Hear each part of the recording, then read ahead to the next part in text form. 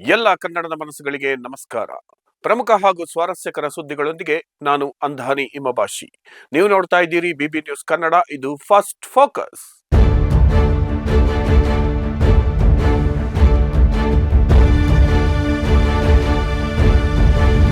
ಮೊದಲಿಗೆ first focus ಸುದ್ದಿಯ ಮುಖ್ಯಾಂಶಗಳು. ರಂಜಿತಾ ಕೊಲೆ ಪ್ರಕರಣ, ರಾಜ್ಯ ಸರ್ಕಾರ ನೇರ ಕಾರಣ, ವಿಜಯೇಂದ್ರ ಆರೋಪ.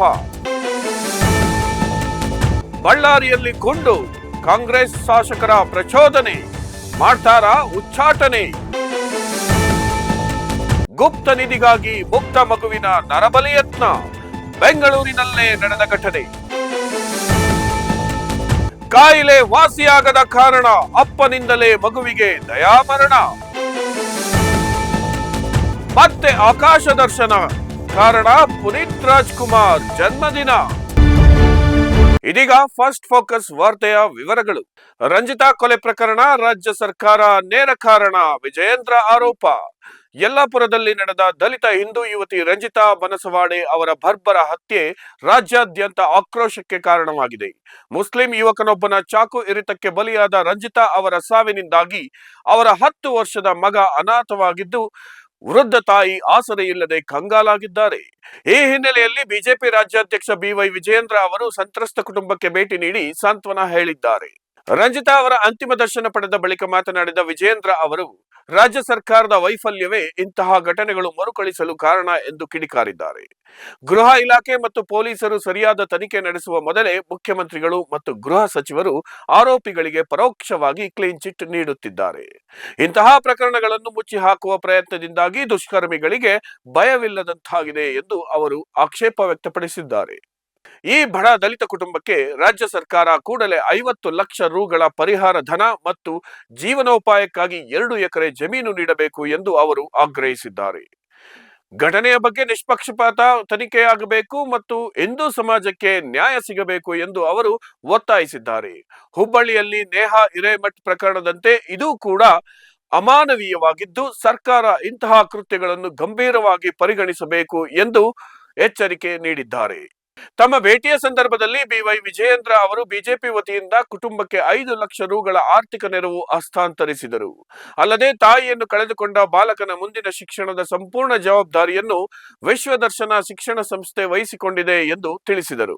ರಾಜಕಾರಣಕ್ಕಿಂತ ಹೆಚ್ಚಾಗಿ ಮನುಷ್ಯತ್ವದ ನೆಲೆಯಲ್ಲಿ ಈ ಕುಟುಂಬದ ಜೊತೆ ಬಿಜೆಪಿ ನಿಲ್ಲಲಿದೆ ಎಂದು ಅವರು ಭರವಸೆ ನೀಡಿದ್ದಾರೆ. ಯಲ್ಲಾಪುರದಲ್ಲಿ ನಿನ್ನೆ ದಿನ ರಂಜಿತಾ ದಲಿತ ಹಿಂದೂ ಮಹಿಳೆಯ ಬರ್ಬರ ಹತ್ಯೆ, ಇದನ್ನು ನಾವು ಬಲವಾಗಿ ಖಂಡಿಸ್ತೇವೆ. ರಫೀಕ್ ಅಂತಕ್ಕಂಥ ಒಬ್ಬ ಯುವಕನೇನು ಹತ್ಯೆ ಮಾಡಿದ್ದಾನೆ. ಇಡೀ ರಾಜ್ಯದಲ್ಲೆಲ್ಲ ಇಡೀ ದೇಶದಲ್ಲೂ ಸುದ್ದಿ ಆಗಿರುವಂಥದ್ದು. ನಾನು ರಾಜ್ಯ ಸರ್ಕಾರಕ್ಕೆ ಸಂದರ್ಭದಲ್ಲಿ ಆಗ್ರಹ ಮಾಡ್ತೇನೆ, ಮಾನ್ಯ ಗೃಹ ಸಚಿವರಾಗಲಿ ಮುಖ್ಯಮಂತ್ರಿಗಳಾಗಲಿ, ಪದೇ ಪದೇ ಈ ರೀತಿ ಘಟನೆಗಳು ಕರ್ನಾಟಕದಲ್ಲಿ ಮರುಕಳಿಸ್ತಾ ಇರ್ತಕ್ಕಂಥದ್ದು ಖಂಡನೀಯ ಇದೆ. ಇನ್ನು 2 ವರ್ಷದಿಂದ ಹುಬ್ಬಳ್ಳಿಯಲ್ಲೂ ಕೂಡ ನೇಹಾ ಹಿರೇಮಠ್ ಆ ಘಟನೆ ಇನ್ನೂ ಕೂಡ ನಾವ್ಯಾರೂ ಕೂಡ ಮರ್ತಿಲ್ಲ. ಆದರೆ ರಾಜ್ಯ ಸರ್ಕಾರ ಒಂದು ರೀತಿ ಗೃಹ ಇಲಾಖೆ ನಿಷ್ಕ್ರಿಯ ಆಗಿರುವ ಪರಿಣಾಮವೇ ಈ ರೀತಿ ಪ್ರಕರಣಗಳು ಮರುಕಳಿಸ್ತಾ ಇರುವಂಥದ್ದು. ಗೃಹ ಸಚಿವರಾಗಲಿ ಮುಖ್ಯಮಂತ್ರಿಗಳಾಗಲಿ ಇಂಥ ಘಟನೆಗಳು ನಡೆದಾಗ ಪೊಲೀಸ್ ಇಲಾಖೆ ತನಿಖೆ ಪ್ರಾರಂಭ ಮಾಡೋ ಮುಂಚಿತವಾಗಿಯೇ ಇದು ಲವ್ ಜಿಹಾದ್ ಅಲ್ಲ ಅಂಥೇಳಿ ಬೇರೆ ಬೇರೆ ರೀತಿಯಲ್ಲಿ ಕ್ಲೀನ್ ಚಿಟ್ ಕೊಡುವಂಥದ್ದು, ಇದೆಲ್ಲದ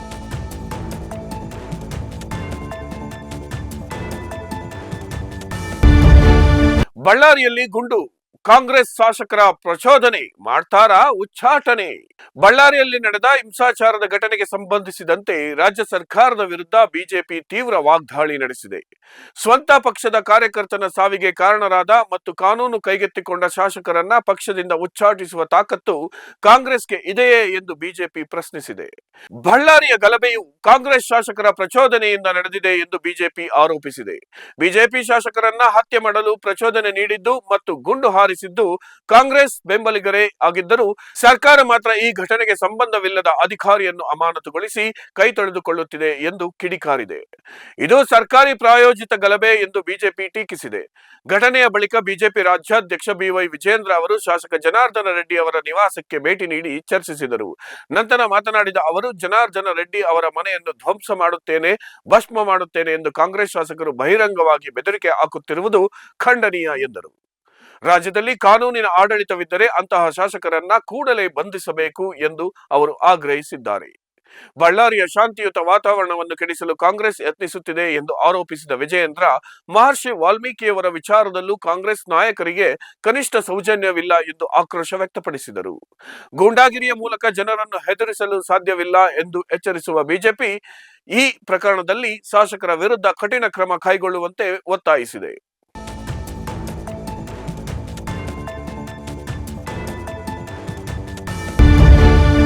ಸರ್ವಾಧಿಕಾರಿ ಅಮೆರಿಕ ಈಗ ಮತ್ತೊಂದು ಬೆದರಿಕೆ.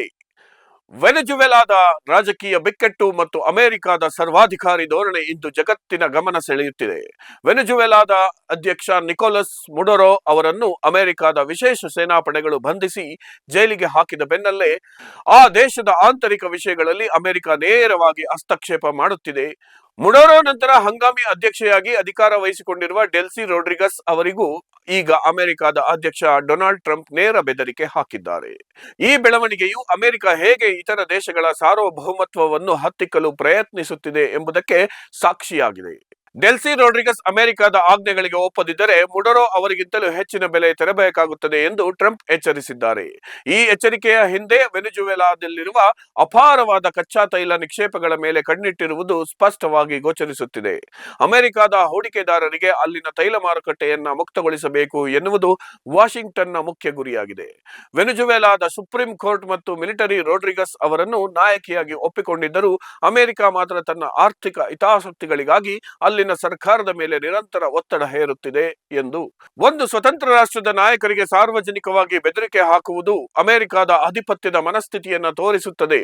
ತನ್ನ ಮಾತನ್ನು ಕೇಳದಿದ್ದರೆ ಯಾವುದೇ ದೇಶದ ಆಡಳಿತವನ್ನು ಉರುಳಿಸಬಹುದು ಎಂಬ ಈ ಧೋರಣೆಯು ಅಂತಾರಾಷ್ಟ್ರೀಯ ರಾಜಕೀಯದಲ್ಲಿ ಆತಂಕ ಮೂಡಿಸಿದೆ.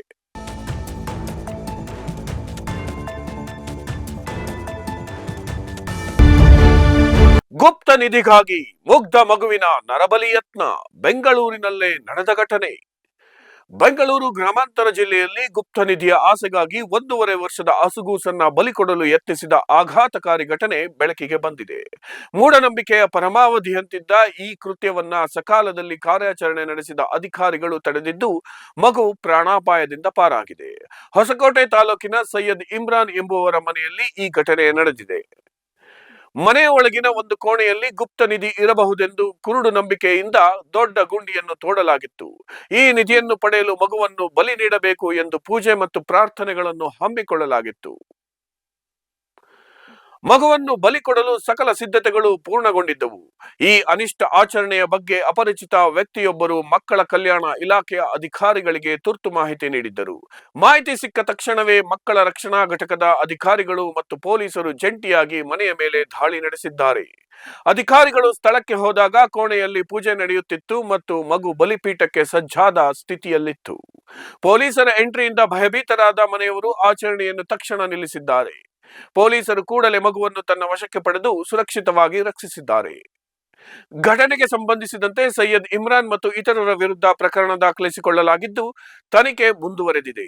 ಸುಶಿಕ್ಷಿತ ಸಮಾಜದಲ್ಲೂ ಇಂದಿಗೂ ಇಂತಹ ಅಮಾನವೀಯ ಮೂಢನಂಬಿಕೆಗಳು ಜೀವಂತವಾಗಿರುವುದು ಸಾರ್ವಜನಿಕರಲ್ಲಿ ಆತಂಕ ಮೂಡಿಸಿದೆ. ಅಧಿಕಾರಿಗಳ ಸಮಯ ಪ್ರಜ್ಞೆಯಿಂದಾಗಿ ಒಂದು ಮುಗ್ಧ ಜೀವ ದೊಡ್ಡ ಅನಾಹುತದಿಂದ ಪಾರಾದಂತಾಗಿದೆ.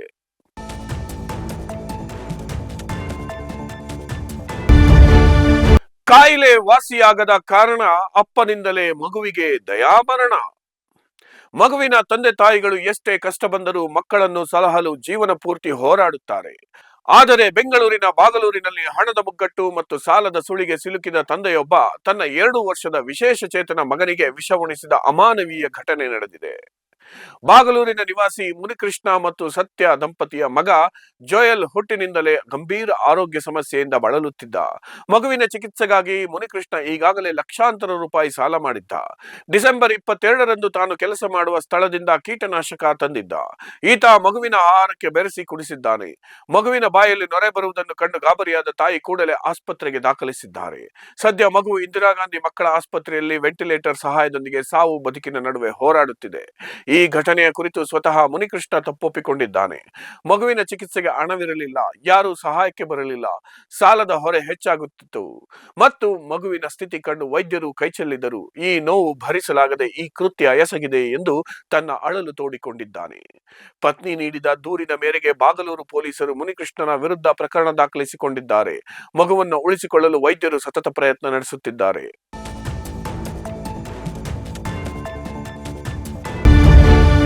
ಬಿಗ್ ಬಾಸ್ ಮನೆಯಿಂದ ಕೊನೆಗೂ ಎಲಿಮಿನೇಟ್ ಆದ ಸ್ಪಂದನ.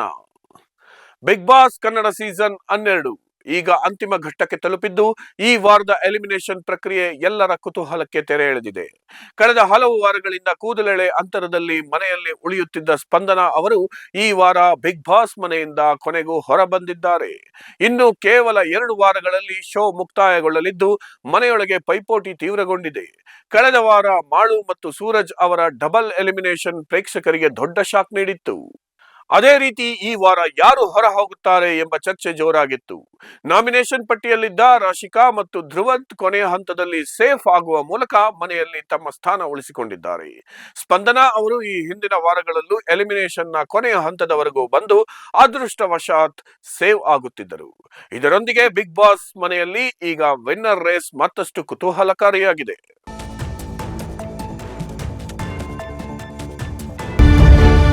ಮತ್ತೆ ಆಕಾಶ ದರ್ಶನ, ಕಾರಣ ಪುನೀತ್ ರಾಜ್ಕುಮಾರ್ ಜನ್ಮದಿನ. ಸ್ಯಾಂಡಲ್ವುಡ್ನ ಅಚ್ಚುಮೆಚ್ಚಿನ ನಟ ಪವರ್ ಸ್ಟಾರ್ ಪುನೀತ್ ರಾಜ್ಕುಮಾರ್ ಅವರ ಜನ್ಮದಿನದ ಪ್ರಯುಕ್ತ ಅಭಿಮಾನಿಗಳಿಗೆ ಈ ವರ್ಷವೂ ಚಿತ್ರತಂಡ ವಿಶೇಷ ಉಡುಗೊರೆ ನೀಡಿದೆ. ಅಪ್ಪು ಅವರ ವೃತ್ತಿ ಜೀವನದ ಮೈಲಿಗಲ್ಲು ಎನಿಸಿದ ಆಕಾಶ್ ಸಿನಿಮಾ ಬರೋಬ್ಬರಿ 20 ವರ್ಷಗಳ ನಂತರ ಮತ್ತೆ ಬೆಳ್ಳಿ ಪರದೆ ಮೇಲೆ ರಾರಾಜಿಸಲಿದೆ. ಮಾರ್ಚ್ 17ರಂದು ಪುನೀತ್ ರಾಜ್ಕುಮಾರ್ ಅವರ 51ನೇ ಜನ್ಮದಿನವಿದ್ದು, ಅದರ ಸಂಭ್ರಮದ ಭಾಗವಾಗಿ ಮಾರ್ಚ್ 13ರಂದು ರಾಜ್ಯಾದ್ಯಂತ ಈ ಚಿತ್ರ ಮರು ಬಿಡುಗಡೆಯಾಗುತ್ತಿದೆ. 2005ರಲ್ಲಿ ತೆರೆ ಕಂಡಿದ್ದ ಈ ಸಿನಿಮಾ ಆಗಿನ ಕಾಲಕ್ಕೆ ಬ್ಲಾಕ್ ಬಸ್ಟರ್ ಹಿಟ್ ಆಗಿ 200 ದಿನಗಳ ಕಾಲ ಯಶಸ್ವಿ ಪ್ರದರ್ಶನ ಕಂಡಿತ್ತು. ಇದೀಗ ಅತ್ಯಾಧುನಿಕ 4K ತಂತ್ರಜ್ಞಾನದಲ್ಲಿ ಈ ಚಿತ್ರವನ್ನ ಸಿದ್ಧಪಡಿಸಲಾಗಿದ್ದು, ಪ್ರೇಕ್ಷಕರಿಗೆ ಹೊಸ ಅನುಭವ ನೀಡಲಿದೆ. ಪುನೀತ್ ಪತ್ನಿ ಅಶ್ವಿನಿ ಪುನೀತ್ ರಾಜ್ಕುಮಾರ್ ಅವರು ಈ ಸುದ್ದಿಯನ್ನ ಸಾಮಾಜಿಕ ಜಾಲತಾಣದಲ್ಲಿ ಹಂಚಿಕೊಂಡಿದ್ದಾರೆ. ಸಿನಿಮಾದ ಜನಪ್ರಿಯ ಹಾಡಾದ ನೀನೇ ನೀನೇ ನನಗೆಲ್ಲ ನೀನೆ, ಮಾತು ನೀನೆ, ಮನಸ್ಸೆಲ್ಲ ನೀನೆ ಎಂಬ ಸಾಲುಗಳೊಂದಿಗೆ ಹೊಸ ಪೋಸ್ಟರ್ ರಿಲೀಸ್ ಮಾಡಲಾಗಿದ್ದು, ಅಭಿಮಾನಿಗಳಲ್ಲಿ ಸಂಭ್ರಮ ಮನೆ ಮಾಡಿದೆ. ಮಹೇಶ್ ಬಾಬು ನಿರ್ದೇಶನದ ಈ ಚಿತ್ರದಲ್ಲಿ ಸ್ಯಾಂಡಲ್ವುಡ್ ಕ್ವೀನ್ ರಮ್ಯಾ ನಾಯಕಿಯಾಗಿ ನಟಿಸಿದ್ದರು. ಪಾರ್ವತಮ್ಮ ರಾಜ್ಕುಮಾರ್ ನಿರ್ಮಿಸಿದ್ದ ಈ ಚಿತ್ರಕ್ಕೆ RP ಪಟ್ನಾಯಕ್ ನೀಡಿದ್ದ ಸಂಗೀತ ಇಂದಿಗೂ ಎವರ್ಗ್ರೀನ್ ಆಗಿದೆ. ಕಳೆದ ವರ್ಷ ಅಪ್ಪು ಅವರ ಹುಟ್ಟುಹಬ್ಬಕ್ಕೆ ಜಾಕಿ ಮತ್ತು ಅಪ್ಪು ಸಿನಿಮಾಗಳು ಮರು ಬಿಡುಗಡೆಯಾಗಿ ಭರ್ಜರಿ ಯಶಸ್ಸು ಕಂಡಿದ್ದವು. ಅದೇ ಹಾದಿಯಲ್ಲಿ ಈ ಬಾರಿ ಆಕಾಶ್ ಸಿನಿಮಾ ಕೂಡ ಅಪ್ಪು ಅಭಿಮಾನಿಗಳಿಗೆ ದೊಡ್ಡ ಹಬ್ಬವಾಗಲಿದೆ.